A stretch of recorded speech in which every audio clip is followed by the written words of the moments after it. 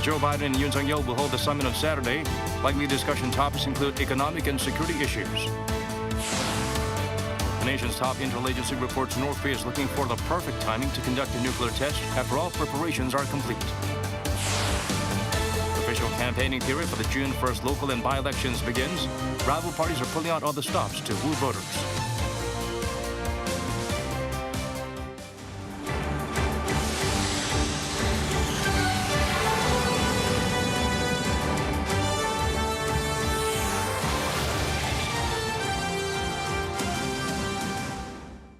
Hello, it's good to have you with us. I'm Daniel Che. Let's begin with our top story. President Biden begins his trip to Northeast Asia tomorrow. In Seoul, the U.S. Commander-in-Chief will sit for talks with the new South Korean leader. Likely key topics, economy and security. Yoon Jung-min starts us off. U.S. President Joe Biden is due in Seoul late Friday afternoon for his very first meeting with South Korean President Yoon Suk-yeol.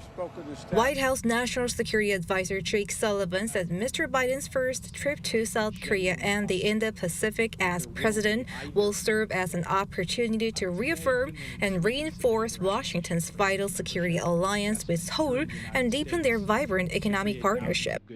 The U.S. president will begin his three-day official visit here with a tour of the Samsung Electronics semiconductor plant in Pyeongtaek, where he may be joined by President Yoon as both leaders place great emphasis on cooperation in economic security. Mr. Biden will also see South Korean and American troops standing shoulder to shoulder in defense of their collective security and consult on the challenges posed by North Korea's nuclear and missile programs. South Korea and the U.S. have been detecting signs of a North Korean nuclear test or a long-range missile test, or both, before, during, or after Biden's trip to South Korea and Japan. We are preparing for all contingencies, and we are prepared, obviously, to make both short and longer-term adjustments to our military posture as necessary to ensure that we are providing both defense and deterrence to our allies in the region. The 90-minute-long Yoon-Biden bilateral is slated for Saturday afternoon, which will be followed by a joint news conference and a state dinner hosted by the South Korean president. Contrary to earlier speculations that Mr. Biden may visit the DMZ and meet with former South Korean President Moon Jae-in, the White House denied the possibilities. On the eve of the U.S. leader's visit, Yoon's National Security Council convened its first weekly meeting and analyzed signs of North Korea's ballistic missile and nuclear test.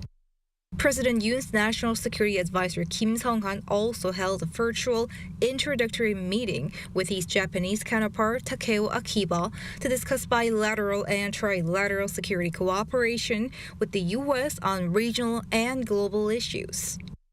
During the trip, President Biden will also likely focus on the need to improve ties between Seoul and Tokyo to strengthen trilateral cooperation with Washington, something on which President Yoon will likely share his own thoughts as well. Yoon Jung-min, Arirang News. The U.S. Indo-Pacific Economic Framework, which South Korea is seeking to join, is not a tool to ostracize China, but a supply chain alliance essential to economic security. That's according to an official from the top office who pointed out that, in fact, the IPEF could boost South Korea's supply chain cooperation with China. Seoul's Trade Ministry also highlighted that joining the pact is in South Korea's national interest as it aims to become a country open to trade. As for concerns about Beijing opposing Seoul's participation, the ministry pointed out there are plans to take part in the China-led trade pact RCEP. The nation's top intel agency says North Korea is looking for the perfect timing to conduct a nuclear test. Even though the regime is in the middle of a health crisis, it's completed preparations to launch another long-range missile. Bae Eun-ji reports. During a closed-door briefing to lawmakers on Thursday, South Korea's National Intelligence Service said North Korea has completed preparations for a nuclear test, despite the regime's recent COVID-19 outbreak. Right after the briefing, Ha Tae-kyung, a senior member of the National Assembly's Intelligence Committee, told reporters that the outbreak in North Korea is expected to reach its peak in late May or early June, but warned there will still be provocations.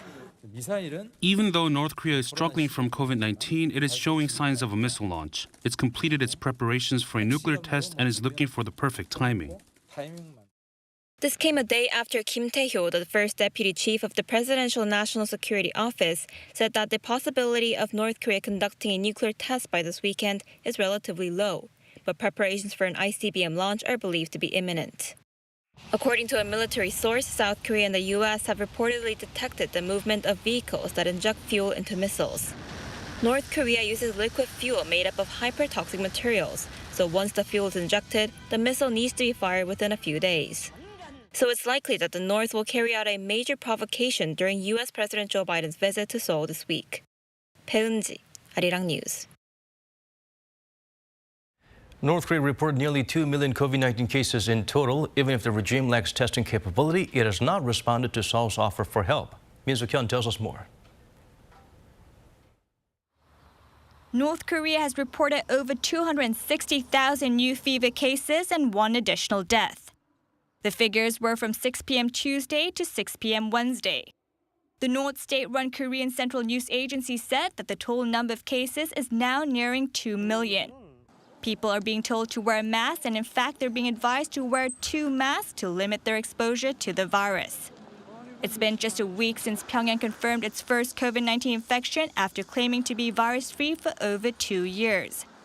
Experts believe the number of infections could be much higher than the official tally. Some even say that the rapidly spreading virus could have devastating consequences. The situation appears to be very severe, so all we have right now is North Korean data, and we have to work with that data. There appears to be a fairly severe outbreak in the capital city of Pyongyang at about 269,000 active cases. That's 7.5% of the population of Pyongyang. Unfortunately, for the people of North Korea, vaccines are not available the same way that they're available in most places in the world, and that's the biggest weapon in the fight against COVID. Earlier, the South Korean government reached out to offer medical assistance to the North, but the regime has remained silent for the 4th day. Seoul's Unification Ministry on Thursday said it will wait for a response while monitoring the virus outbreak in the North. Many experts say that it won't be easy for Pyongyang to accept the offer, since the last thing North Korean leader Kim Jong-un wants is help from South Korea. Meanwhile, 3 South Korean civic groups have announced plans to jointly provide Pyongyang with medical aid worth $10 million. They plan to send COVID-19 test kits and masks by early next week and said they'll use all possible routes to make the delivery. Min Suk-hyun, Arirang News. Back here in Indonesia, campaigning begins for the June 1st local and parliamentary by-elections. The results could serve as a barometer of success in the early days of the new government. Yu Young-un explains further. The positions up for grabs are 17 city mayors and provincial governors. And here at Gyeonggi-do Province that surrounds capital Seoul is the biggest battleground region, where competition is really heating up between President Yoon's People Power Party and the main opposition, Democratic Party. Running for the Gyeonggi-do provincial governor from the ruling PPP side is Yoon's former spokesperson Kim Eun-hye. Kim launched her campaign at the very place where Yoon held his rally. Only with the help of the central government can local issues be solved. It's why the province needs a ruling party candidate. On the DP side is Kim Dong-yeon, former campaign merger partner of Yoon's main election rival Lee Jae-myung, who previously served as Gyeonggi-do provincial governor himself. We must pick the right person who can counter the Yoon government and its absolute power. Recent polls show the two running neck and neck, with any gap falling within the margin of error. Incheon, Chungcheongnam-do, and Daejeon are other key swing regions where major parliamentary by-elections are also taking place. Both the PPP and the DP are targeting these areas to gain the majority of the 17 positions. The PPP's goal is to win at least 2 of them, expecting safe victories in the conservative strongholds as well as in Seoul, where it's Oh Se-hoon seemingly in favor to keep his post against DP former chair Song Young-gil. It's a competition between a well-prepared Seoul expert versus the former interim mayor who was a failure. With an increasing need lately to keep the government accountable, a candidate like myself should be part of the cabinet to do so, right? With Seoul being ruled out, the DP is trying to win at least 3 swing regions in addition to its liberal strongholds, Jeju and Sejong. With the government controlled by the PPP and parliament by the DP, eyes are on how the regional powers will shape the nation's political dynamics. 이경은, Arirang News. For the by-elections, there are 7 vacancies to be filled in the National Assembly. Running for the post are big-name politicians, including former presidential candidates. Kim Do-yeon has the full story. Along with the local elections, by-election campaigning has officially kicked off too, with 7 parliamentary seats up for grabs. This is yet another scene with big-name politicians like An Cheol-soo of People Power Party, former chair of Yoon's Transition Committee, as well as a presidential candidate looking to fill the vacancy caused by Kim Eun-hye's run in the Gyeonggi-do Province's gubernatorial race. As the chairman of the Presidential Transition Committee, I oversaw the whole country's political tasks and also built up a rapport with important figures in the government. Also, this would make me a 3-term lawmaker. The constituency is called Bundang-A in Gyeonggi-do Province, and it's known to house many South Korea's IT firms, including An's own company, Anlab. In this race from the Democratic Party of Korea is Kim Byung-kwan, also a former IT giant who used to be the lawmaker for the district from 2016 to 2020, the only time in the last 30 years that the district had a liberal parliamentary member. I think it's already been 17 or 18 years. This area is like my second hometown because I raised my kids here and I had my family life here. Also, I have my company here as well. In the meantime, another big-name nomination is for a district in Incheon. Former DP presidential candidate Lee Jae-myung is officially back on the campaign trail, having lost the presidential race in March by the smallest margin on record, and now looking for a seat in the National Assembly. The seat has become vacant following Song Young-gil's run to become mayor of Seoul. As Lee leads the DP's committee for the local election, he's not just campaigning for himself, but to lead the party's overall victory in the local elections. There's been enough punishment, so for the sake of this country's future, as well as the livelihoods of the people, please give my colleagues and me a chance. His rival from the PPP is a politician that's been in the area for much longer. He criticized Lee for having no ties to the area and that he's only looking to use the district for his own political gain. For the past 25 years, I've lived in Gyeonggi district, and I've been thinking about the current issues, and also felt the heartaches as the district was going down the wrong path. The public waits to see whether the strategic nomination from the two parties will work in their favors. As for the other 5 vacancies, 3 of them come from PPP and 2 come from DP, and whether this will work in favor of one of the parties is still unclear.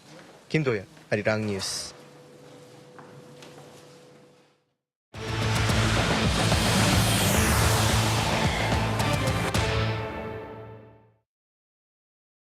The nation's daily COVID-19 tally stood at 28,130, the lowest figure for a Thursday since early February. It was a decline of more than 3,000 from the previous day. 40 virus deaths and 274 severely ill cases.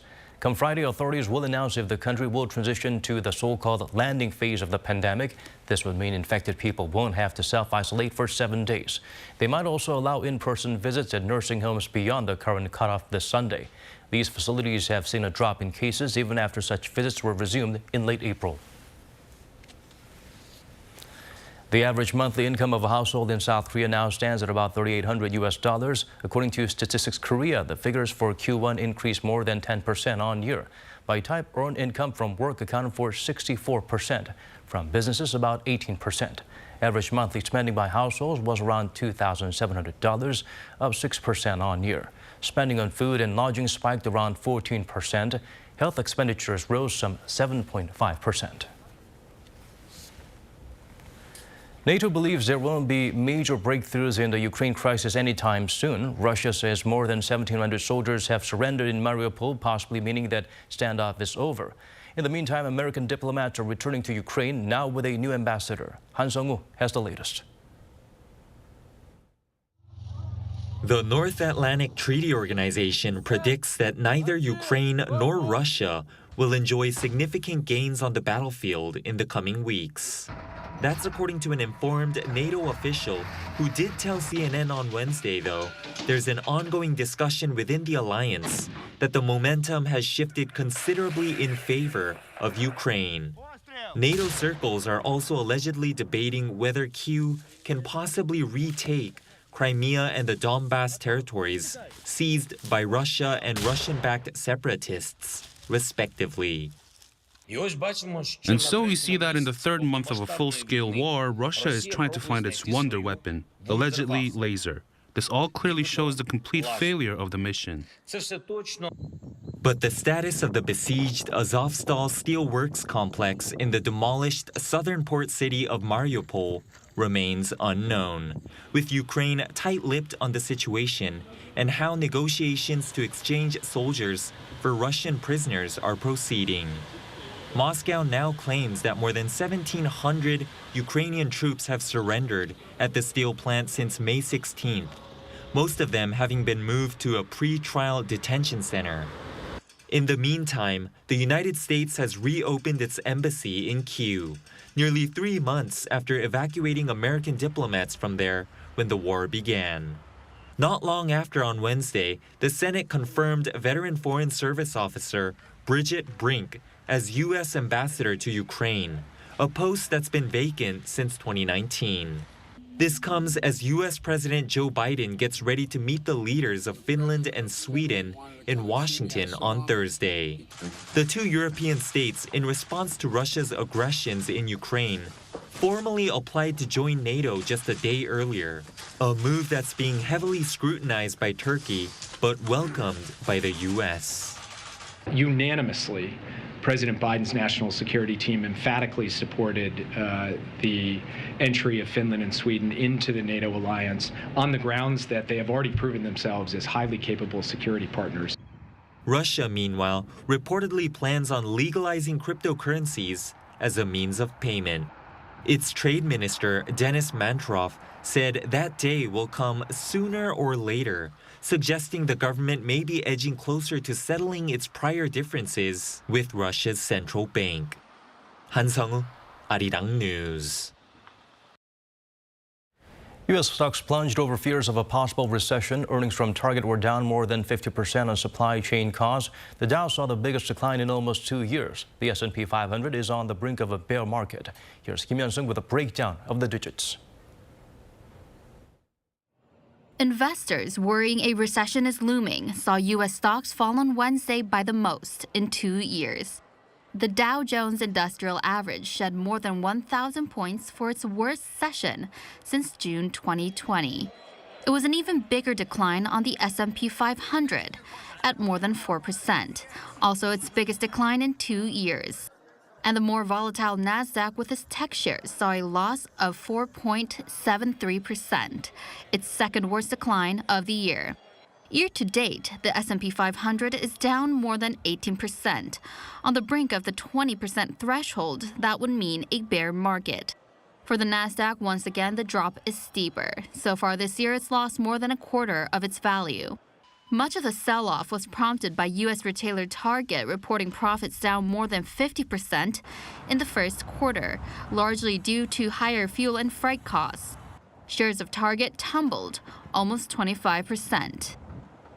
The costs for Target are really increasing very fast. So because of this and because people are changing the way that they buy stuff, the costs for Target are going way up faster than their sales are going up. Target's competitor Walmart, which on Tuesday cut its own growth forecast, saw its share price fall again on Wednesday. Soaring inflation and the Fed's efforts to tackle it with rate hikes are fueling fears of a recession. But some also see a recovery ahead and view this more as a chance to buy. I do think we will see the averages higher than they are today. I think that at the moment we're testing that bottom and are probably in more of a attractive buying opportunity than anything else right now. She also said that she thinks investors are overreacting as inflation naturally brings about higher costs. But for now, investors around the world are selling. The South Korean market closed lower on Thursday, but not nearly as much as a decline on Wall Street. The benchmark Kospi was down more than 1%, falling back below 2,600 points on selling by foreign investors. Kim Hyun-sung, Arirang News. Elsewhere around the world, Indonesia will lift its export ban on palm oil starting Monday. President Joko Widodo said the country's supply of bulk cooking oil has now reached a level greater than its domestic market demands, adding the average price, which was $1.35 per liter before the ban, has dropped to around $1.17. Accounting for 60% of the world's supply, Indonesia had banned shipments of crude palm oil and some products derived from it since April 28th to try to control the uptick in domestic prices. Despite soaring prices, pressure had been mounting for the ban to be lifted as farmers protested. Due to popular demand, the nation's former presidential office will remain open to public longer. For those who are looking forward to visiting Cheongwade, our Kim Bo-kyung provides important tips on what cultural heritage attractions to watch and noteworthy celebratory events to catch. From a secluded place only for the president to an area where the public can freely roam around. Ever since opening on May 10th, around 250,000 people have quenched their thirst to have a peek of the Blue House as of this Tuesday. Just standing on the side of the former presidential office and residence, which recently opened for the first time in 74 years, could be considered a day to remember. However, to enjoy the site better, here are some noteworthy items of cultural heritage and cultural events one should take a look at. Out of 61 cultural assets and historic sites, 4 are must-visits. The stone Buddha seated on a square pedestal from Gyeongju, the Cheolgung Shrine, Chimnugak, and Ounjeong pavilions. The 9th century stone Buddha, designated as a national treasure in 2018, is an outstanding example of the refined Buddhist sculptures of the unified Silla period. This statue is significant as it has not been damaged much. Statues in Gyeongju are mostly damaged, either having no arm or hand, but this one is very much well preserved. Once part of Gyeongbokgung Palace's rear garden are Chimnugak Pavilion, built in the early 1900s to enjoy the arts, and Ounjeong Pavilion that literally means a view of 5 colored clouds where the heavenly gods play. Cheolgung is a shrine for the ancestral tablets of the 7 royal concubines, the 7 mothers of Joseon kings, built by King Yeongjo in commemoration of his mother. Examples of natural heritage are also visible within the compound. At Sugungto, where soldiers once defended royal palaces in the Joseon era, a 744-year-old rigid branch yew tree stands, showing its persistent vitality. Static cultural sites are enough to add joy to the tour, but to spruce the liveliness up even more, celebratory events are going on until May 22nd. Among them are the Joseon-era warrior appointment ceremony held at Yeongbingwan, the state guest house, and Cheongak, a performance of classical court or ceremonial music at Cheolgung Shrine. The program includes even more events. There are tents in front of the Chunchugwan building where people can enjoy tightrope walking performances while taking a rest. At Nokjiwon, regarded as the most beautiful garden at Cheongwade, where there are pine trees, fusion music performances take place too. Embracing history and culture while taking a memorable break. With the backdrop of Pugaksan Mountain, the historic picturesque scene offers wonders for all visitors. Kim Bo-kyung, Arirang News.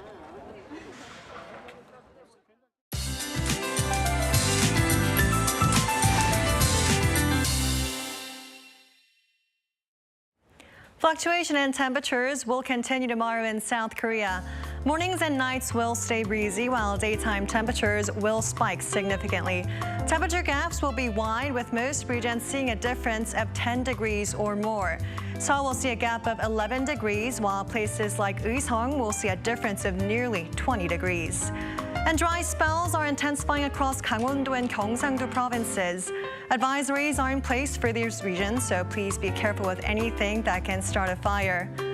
A few passing showers are expected for Gangwon-do and Jeollanam-do provinces of less than 5 millimeters. The Seoul metropolitan area will also see some light raindrops. As the amount of rain will be fairly trivial, chances are high that dry spells will persist.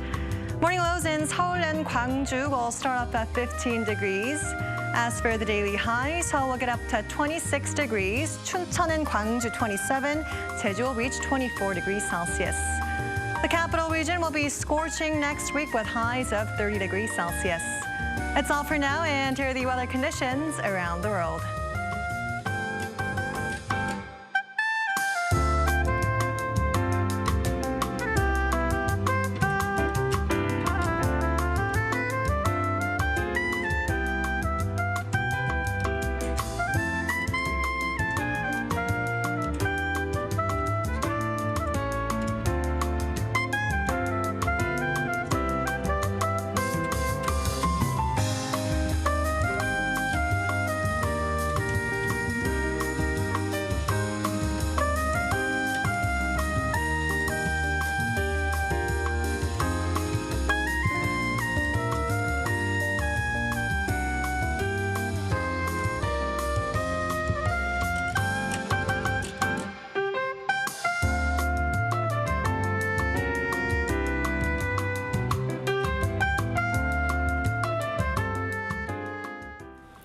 And that's all from us. As always, thank you for watching.